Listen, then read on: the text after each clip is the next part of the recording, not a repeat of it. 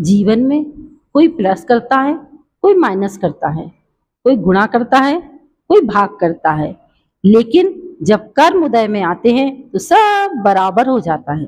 कर्म किसी को नहीं छोड़ते, तीर्थंकर ही क्यों ना हो, उन्हें भी अपने कर्मों को भोगना ही पड़ता है। बड़े बड़े महान चक्रवर्ती, बड़े बड़े महापुरुष, सबको अपने कर्मों का भोग भोगना ही पड़ा।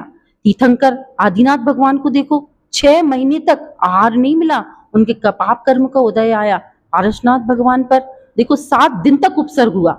संसार में कोई भी जीव है, सबको अपने अपने कर्म इसी भव में अगले भव में कभी ना कभी कर्म जो बांधते हैं उनको भोगना ही पड़ता है। अब कहते हैं अगर हम मिथ्यात्व रूपी कर्म बांधते हैं तो वो संसार परिभ्रमण का कारण है।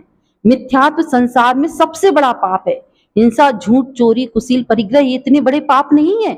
ये संसार का परिभ्रमण इतना नहीं कराएंगे जितना मिथ्यात्व है, क्योंकि कहते हैं कि मिथ्यात्व जीव को उल्टी दिशा पकड़ ली। अब कितनी ही तुम दौड़ लगाओ, अगर जाना है संवेद शिखर और बैठ गए आप गिरनार जी की ट्रेन में तो कभी संवेद शिखर पहुंच पाओगे?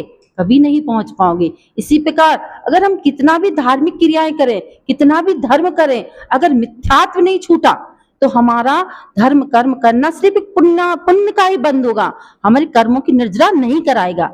जिस प्रकार 0 लिखने से कुछ भी प्राप्त नहीं होता ना, अगर उसके सामने 1 लिख दिया तो फिर उसका महत्व है। इस प्रकार अगर हमें सम्यक दर्शन प्राप्त हो गया तो हमारे जो भी हम क्रिया करेंगे वह हमारी निर्जरा का कार्य बनेगी और एक दिन परंपरा से हमें मोक्ष ही ले जाएगी। इसलिए कहते हैं रत्नकंठ साहबकाचार्य में आया है कि 3 काल में और 3 लोक में अगर सुख देने वाली कोई वस्तु है तो वो सम्यक दर्शन है, और 3 काल में 3 लोक में अगर कोई पाप देने वाली वस्तु है तो वह मिथ्यात्व है। इसलिए हमें मिथ्यात्व को छोड़ना है, सम्यक दर्शन को प्राप्त करना है।